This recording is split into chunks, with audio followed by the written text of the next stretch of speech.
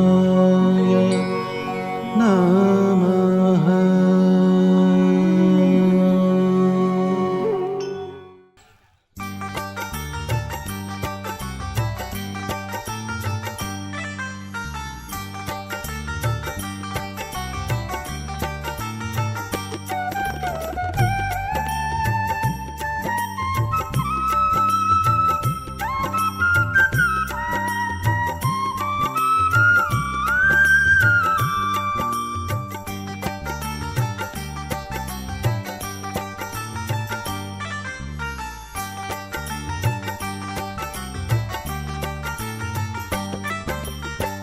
रसिया के रूप में अटल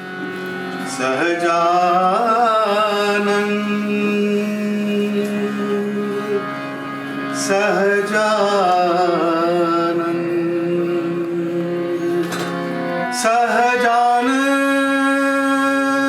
सहजानंद सहजानंद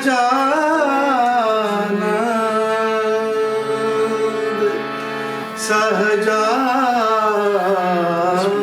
सहजानंद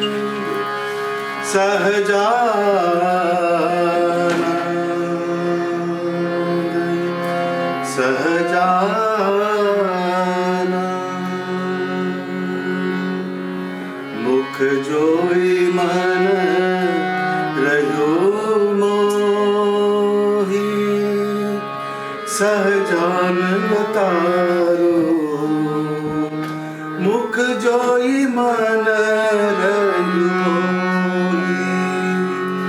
मुख जोई मन रयो मोही सहजानंद तारो मुख जोई मन रयो मोही अवर पुरुषनी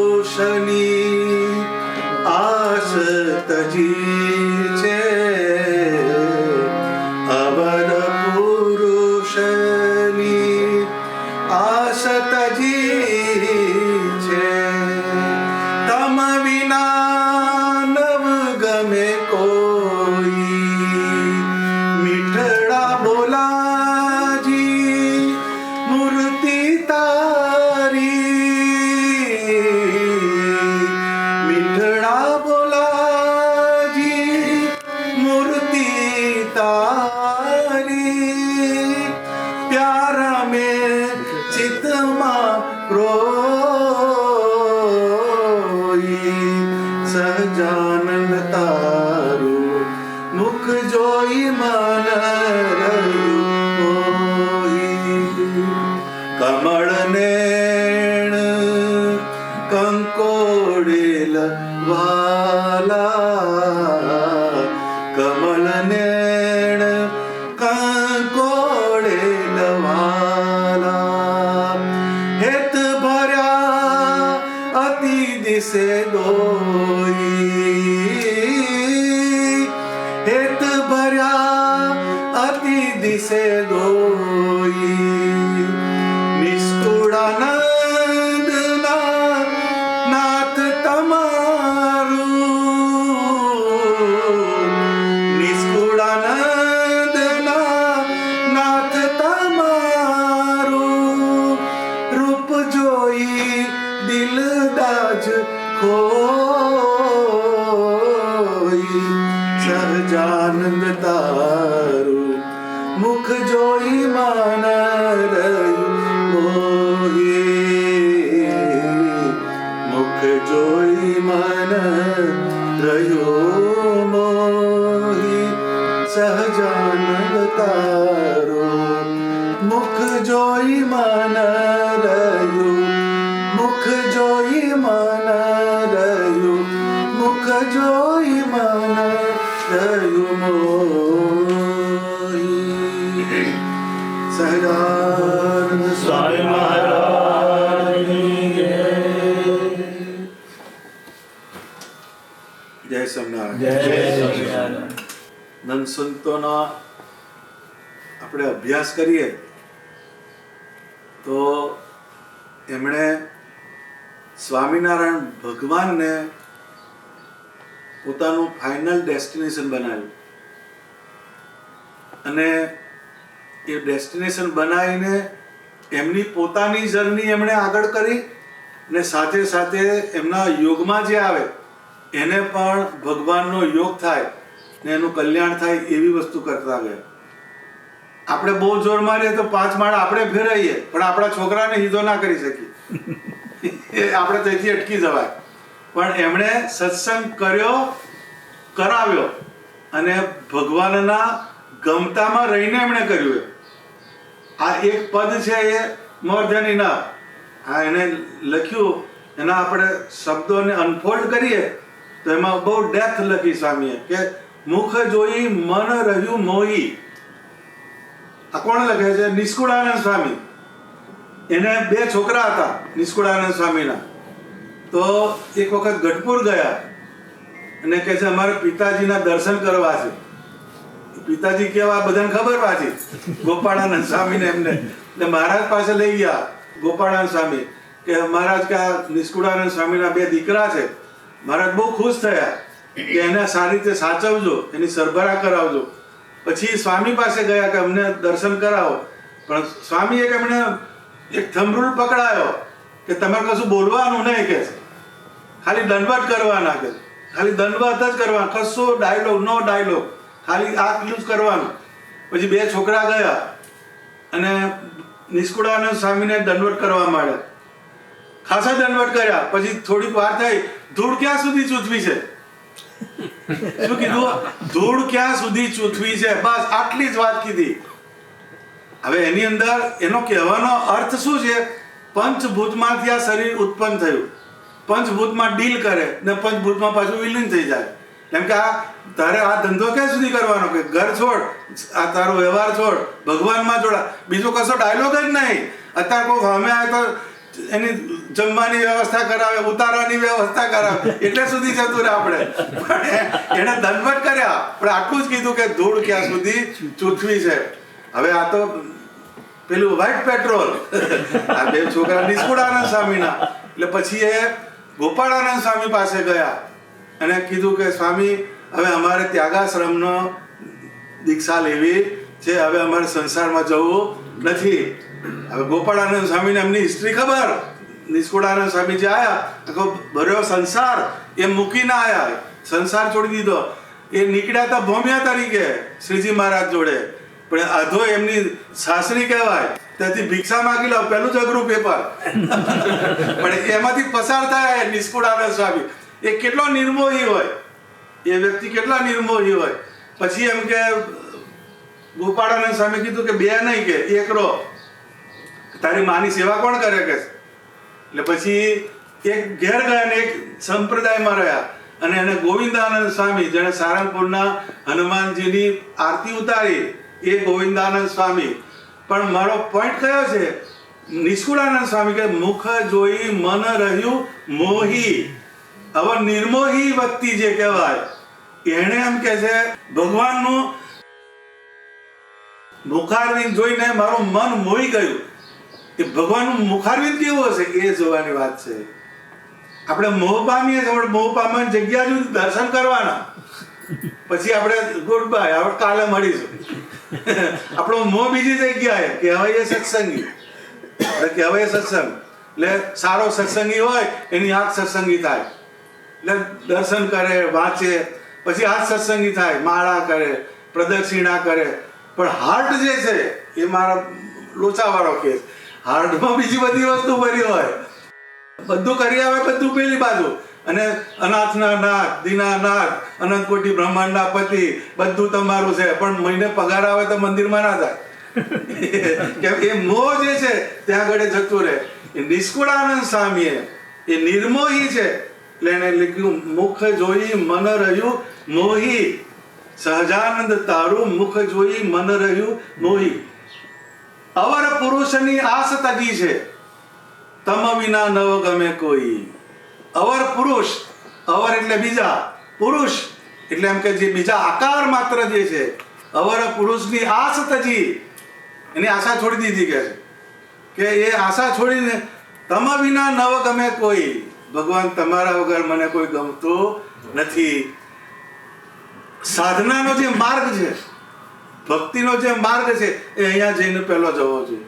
જે બીજા આકાર એની અંદર આપણો જીવ જાય એટલે પરમાત્મામાંથી રોકે. આખી સીધો જ ગણિત એનું કે જે હિન્ડરન્સ જેને મોતિયો આવે ને, મોતિયો કેટરેક્ટ કે છે, કેટરેક્ટ. હવે મોતિયામાં કશું ને આગળ એક લેયર બાજી જાય છારી, એ લેયર બાજી ગયું એટલે પેલું બ્લર દેખાય, બધું ઝાંખું દેખાય. સારું ઝાંખું દેખાય છે, ચેક કરાય તો કે મોતિયો આવ્યો છે. એ પેલું આગળનું લેયર હટાવે એટલે પાછું એનું એ દેખાવા મળે, બધા ફોકસ થઈ જાય. એ લેયર્સ જેટલા રહે એટલો મોહ વધે. ભગવાનના આકારમાં તમે વૃત્તિને જોડો એટલે લેયર છેદવા મળે. એ નિષ્કુળા જે મંત્ર આપણે બોલીએ એ જ બોલતા હતા ને. એમનું વચનામૃત જુદું નતું, એમનું વચનામૃત જુદું હતું. આપણે જે વાંચીએ એ જ વાંચતા હતા. એને ઊભો સંસાર કેમ મૂક્યો? તો કે એણે પરમાત્માના આકારમાં જોડે અવર પુરુષની આસ તજી, તમ વિના નવ ગમે કોઈ. મીઠડા બોલાજી મૂર્તિ તારી, પ્યારા મેં ચિત્તમાં પ્રોઈ. આજે ગાવાની જે વસ્તુ છે ને એ એમાં પણ પોરવવાનું દેખાશે. મીઠડા બોલાજી મૂર્તિ તારી, પ્યારા મેં ચિત્તમાં પ્રોઈ. પરોવે ને એની આ વાત છે. પ્યારા મેં ચિત્તમાં પ્રોઈ.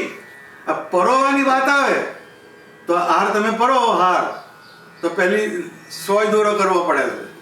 સોય એટલે સોયને આમ સ્ટેડી કરવી, પણ પાર્કિન્સન હોય એનાથી ના પરોવાય. આ સ્ટેડી જોઈએ. એટલે ભગવાનના આકાર તરફ જવું હોય, નીડલની જગ્યાએ મૂર્તિ, દોરાની જગ્યાએ વૃત્તિ, બરાબર. એટલે જ્યારે પરોવાની વાત આવે તો જેના તેનાથી પરોવાતું, એટલે ભાઈ હોય દોરો પરોવ્યા એટલે એમ ક્યાં છે. એ પરોવાની જે વાત છે એ બહુ અગત્યની વાત. પ્યારા મેં મીઠડા બોલાજી મૂર્તિ તારી, પ્યારા મેં ચિત્તમાં પ્રોઈ. તમે એક મૂવી જોયું હોય, બહુ ગમી ગયું એટલે લાને ફરી જો, રિપીટેડલી આપણે જોઈએ છીએ. કેમ? એમાં વૃત્તિ પરોવાઈ ગઈ. એમ ભગવાનનો જે આકાર એમાં વૃત્તિને પરોવાની આવે છે. એટલે પરોવાની પ્રોસેસ એમાં પહેલું સ્ટેડી, સ્થિરો ભવ. એટલે આપણા શરીરને, મનને સ્થિર કરવાનું. પછી શું છે? શાર્પનેસ છે, ફોકસ કરીએ છીએ.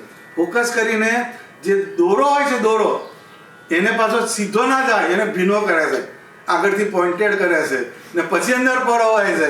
એમ આપણી વૃત્તિ જે છે એને શાર્પ કરવી પડે. વૃત્તિને શાર્પ કરી ને પછી એની અંદર પરોવીએ છીએ. આ દર્શનનું આખું વિજ્ઞાન આમાં મૂક્યું સ્વામી. મીઠડા બોલાજી મૂર્તિ તારી, પ્યારા મેં ચિત્તમાં પ્રોઈ. હવે એ ચિત્તમાં પરોવા માટે એને અવર પુરુષની આસ તજી. જેમ મેરેજ ના થાય ત્યાં સુધી બધી વસ્તુ ચાલે, પણ કંકોત્રી છપાઈ જાય, 4 ફેરા ફરી આવે, પછી હવે બીજો ફાફા મરાય નહીં. એમ આપણે જ્યાં સુધી અવેરનેસ નથી ત્યાં સુધી આપણે બધી જગ્યાએથી સુખ ખોળ્યું. સુખની જગ્યાઓ બધી બહુ હતી. રજનીશજીએ એક જગ્યાએ લખ્યું કે પહેલા એમ કે લખોટીએ રમતા હતા, પણ હવે એમ કે લખોટી ગઈ. લખોટી રમવામાં આનંદ થતો હતો, પણ જેવી જેવી તમારી જીવનના સ્તર બદલાય, લેયર, તમારા આઈક્યુ કહે છે ને, આઈક્યુ ને ઈક્યુ બધું બહુ આવે છે, એ ચેન્જ થાય એમ તમારી સુખની વ્યાખ્યા બદલાતી જાય. એમ પહેલા પદાર્થમાંથી સુખ માણતો હતો, એ પદાર્થની અંદર સુખ મૂકનાર તત્વ કયું? એનામાં તમે જ્યારે જાઓ કાર્યમાંથી કારણમાં, આ જે બ્રહ્માંડ જે છે એ કાર્ય છે, એનું કારણ પરમાત્મા છે. તમે કોઈ બીચ ઉપર જાઓ, કોઈ રિસોર્ટ ઉપર જાઓ, એમાં બહુ પ્લીઝિંગ સિનારીઓ હોય, બધા ફ્લાવર બેડ હોય, બધા જુદા જુદા લેન્ડસ્કેપ્સ હોય. એને જોઈને આપણે એકદમ થ્રિલ થઈ જઈએ, અંદરથી તમને સારી ફિલિંગ આવે. પણ એ વખતે ખાલી આટલું આપણે મૂકીએ કે આ નેચરની અંદર આટલી બ્યુટી નાખનાર પરમાત્મા કેટલો બ્યુટીફુલ હશે, એ વાતની જગ્યાએ જવાનું. તો તમે એ કાર્યમાંથી કારણમાં જાઓ. એટલે ભગવાનના આકારમાં તમારે જવું હોય તો કાર્ય મીન્સ આ બોડી, બોડી રિલેટેડ જે વર્લ્ડ છે એમાંથી એને બનાવનાર કોઈ માણસને આ બહુ બ્યુટીફુલ માણસ છે, આ બહુ ઇન્ટેલિજન્ટ માણસ છે, આની અંદર બધી આર્ટ છે, એની અંદર મૂકનાર કોણ? તો એ પરમાત્મા છે. એ બધાનું કારણ છે. એટલે કાર્યમાં તમે રખડો જ નહીં મેળ પડે. અર્જુને ને દુર્યોધનને 2 ચોઈસ મૂકી શ્રી કૃષ્ણ ભગવાને. એક બાજુ મારી અક્ષયવાણી સેના, એક બાજુ હું એકલો, ચોઈસ ઇઝ યોર્સ. દુર્યોધન કે હવે આ ગોવાળ જેવા કહેવાય એને લઈને શું કરું કે છે, એના કરતા એની સેલા રહેવા દે છે. અર્જુન કે મારે યોગેશ્વર જોઈએ છે. એટલે અર્જુને ચોઈસ ઉતારી શ્રી કૃષ્ણ પરમાત્મા ઉપર. એ કારણ છે.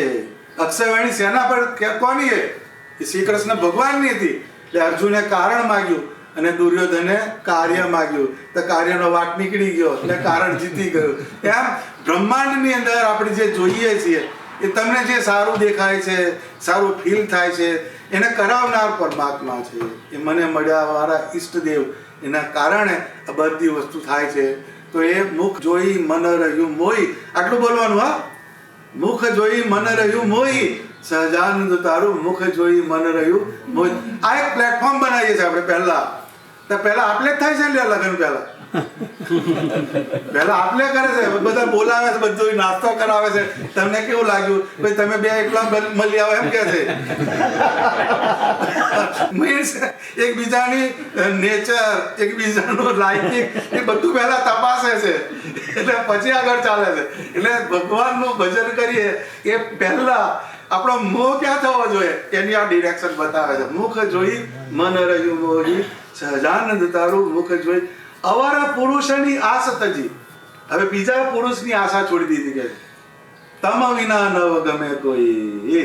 આ 4 ફેરા ફર્યો એ જ મોડલ મારા માટે કામનું છે. દૂધ દીપ કલા રૂપ કલા એ મને કોપી આપવા આવવાની અને મારે પકડવાનું છે. એ વસ્તુ ડિસાઈડ કરી. એમ આપણે પુરુષોત્તમ નારાયણના આશ્રિત થયા, એના વર્તમાન ધારણ કર્યા, એના ભક્ત થયા. મને મારે તોય એ ને વારે તોય એ ને તારે તોય એ. એટલે બ્રહ્માનંદ સ્વામીએ લખ્યું કે 14 ભુવન લખી ખોડ્યું, 14 ભુવન લખી ખોડ્યું, સર્વે અબડાની ટોળી કે છે. અબડાને શું પરણું માટે બળિયાનું લીધું શરણું એમ કે છે બ્રહ્માનંદ સ્વામી. 14 ભુવન એમ કે છે, 14 બ્રહ્માંડ એ બધે જોયું એમ કે એક પુરુષ દીઠા વિનાશી.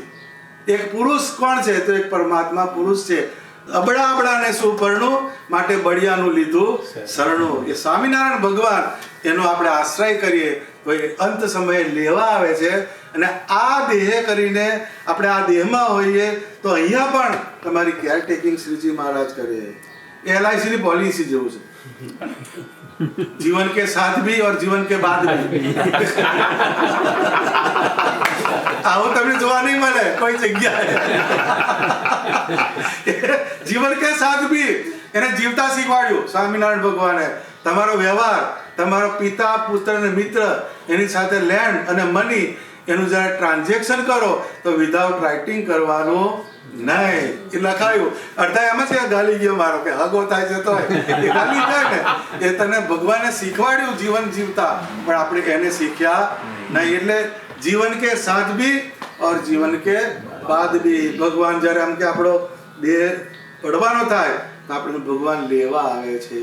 એટલે હિયર એન્ડ હિયર આફ્ટર એ શ્રીજી મહારાજે એ બધી વ્યવસ્થા આપણી ગોઠવી. એટલે અવર પુરુષની આસ તજી તમ વિના નવ ગમે કોઈ. તમ વિના નવ ગમે કોઈ એ વાત બહુ જ પકડવાની. જેમ ઘરની અંદર મેરિડ વુમન હોય એ એના સાસરાના પક્ષના આવે, એના દિયર હોય, દેરાણી હોય, નણંદ હોય, બધા હોય, એની બધાની કેરટેકિંગ કરે. પણ એના હસબન્ડ જેવું કોઈ જગ્યાએ ના આવે. એટલે બધાને રિસ્પેક્ટ બધાને આપ્યું શ્રીજી મહારાજે.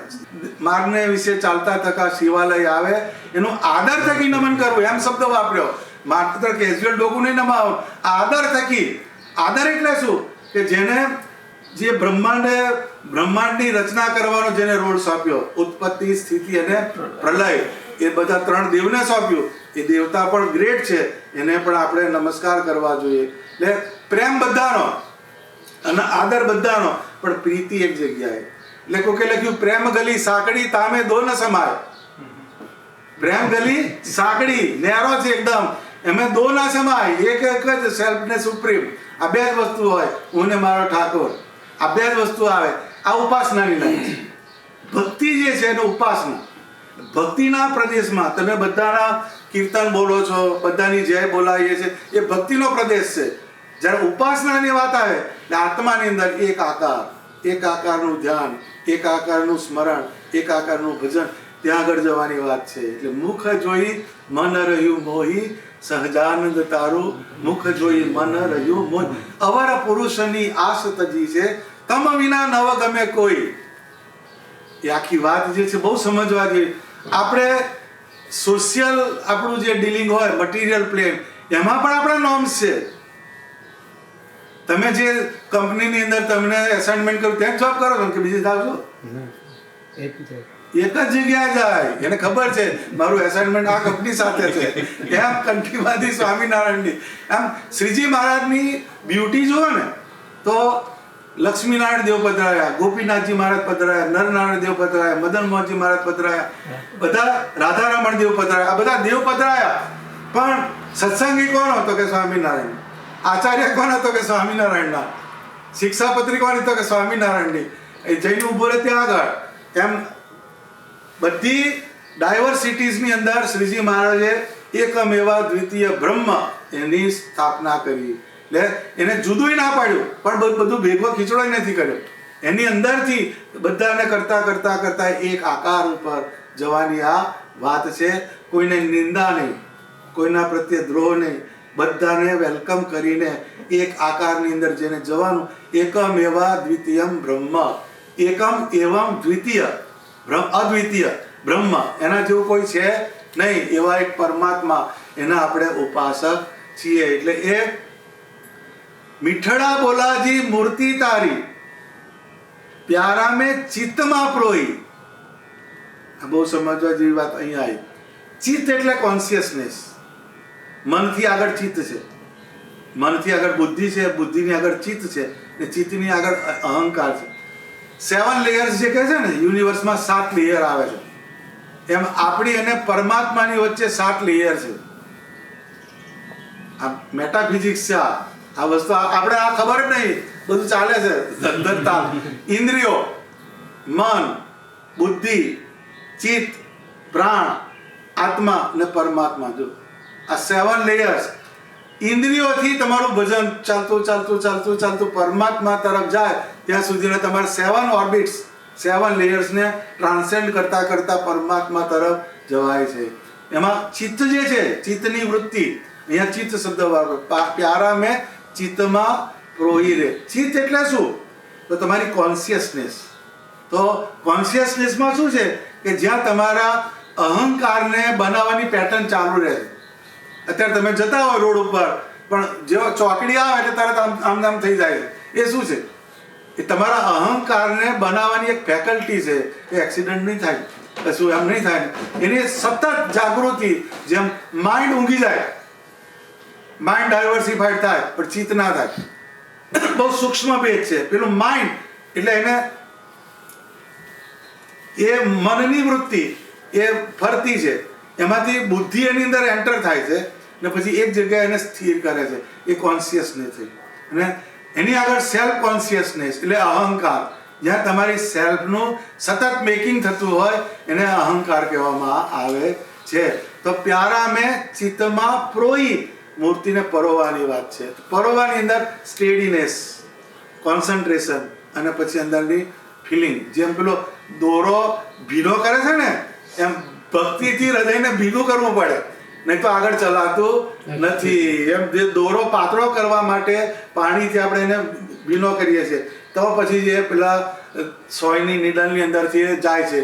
એમ જ્યારે સ્થિર થયા પછી આપણી બુદ્ધિની અંદર જોડી, પછી પ્રેમનો જે એલિમેન્ટ છે એ પરમાત્માના સ્વરૂપમાં આપણે જોડાવા માટે કહીએ છીએ. આજનો તમારો મુદ્રાલેખ કયો? મુખ જોઈ મન રહ્યું મોહી. મુખ જોઈ મન રહ્યું મોહી. જ્યાં જ્યાં તમે નજર નાખો, જ્યાં જ્યાં તમે કર્યું આ મારું આ મારું, એ બધું છોડવાનું. ખ્યાલ આવ્યો? એટલે એ આ આંખથી જેટલું દેખાય છે એ બધી વસ્તુ જ્યારે તમારું છેલ્લો અધ્યાય ચાલુ થશે ત્યારે આ બધી વસ્તુ ઇન્ટેક મૂકીને જવાની વાત આવે. એટલે એને કોકે કહ્યું કે બિના લિબાસ કે, બિના લિબાસ કે આયા થા ઇસ જહાં મેં. બિના લિબાસ આયા તારે પેલા દિગંબર જ આવે છે ને બધા, કોઈ સૂટ પેન્ટ પર આવે છે, કોઈ છોકરો એવો જન્મે કે સૂટ પહેરીને આવ્યો. બિના લિબાસ કે આયે થે ઇસ જહાં મેં, एक कफन की खातर इतना सफर करना पड़ा જ્યારે જાય ત્યારે કફન ઉડાડે છે ને એ હારું બળી જાય છે, એ હાથમાં નથી આવતું. એ આપણી જર્ની જો એક કફન કી ખાतिर इतना સફર કરના પડા.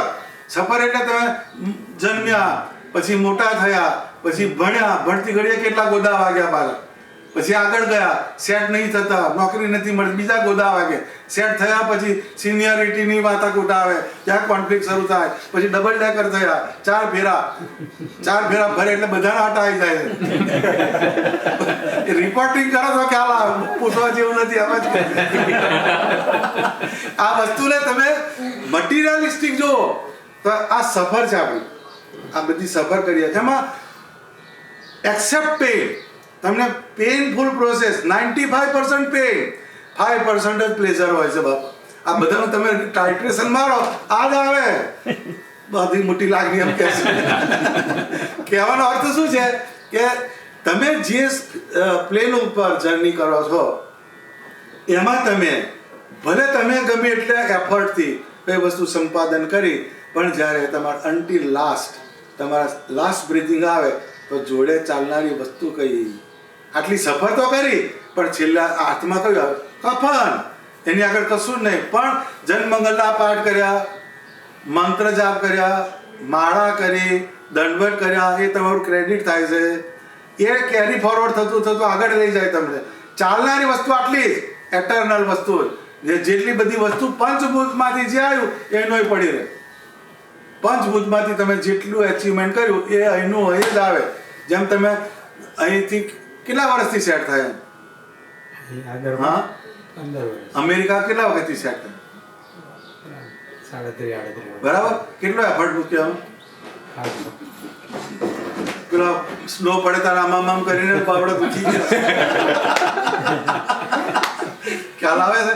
તો એ બધી વસ્તુ તમે ઉપાર્જન કર્યું, પણ છેલ્લે શું આ? પણ મોહ કેવો છે ખબર છે? આ બધું એવું ને એવું છે, એવું જ કે છે, પણ વડતાલના નામે મકાન નહીં કરે. આ મોહ આવ્યો એટલે કરવાનું નહીં કહેતો. જનરલ સ્ટ્રેટેજી કહું છું. મોહ કેવી વસ્તુ છે, સારું કે જવા દે ને, લોચા વાળું છે બધું, તો પણ તમને એ પેલી બાજુથી છટકવા દેતો નથી. આ મોહ કહેવાય. મોહ જે છે, મોહ ઇઝ ઓલવેઝ બ્લાઇન્ડ. મહાભારતમાં ભીષ્મને આંધળા બતાવ્યા. નોટ નેસેસરી કે આંધળા હશે, આપણે એમાં પડવું નથી, પણ મોહ જે છે ધૃતરાષ્ટ્ર એ આંધળો જ હોય. એને કૌરવો અને પાંડવો વચ્ચે ઇનજસ્ટિસ જ કર્યો. કોઈ પણ માણસ એવું ના કરે, પણ મોહ તમને બ્લાઇન્ડ કરી દે. એટલે મોહમાંથી નિર્મોહ તરફ જવાનું સાધન કયું કે ભગવાનનો જે આકાર, એની અંદર આપણા ચિત્તની વૃત્તિને જોડવાની, એ તમને મોહમાંથી નિર્મોહી તરફ લઈ જાય.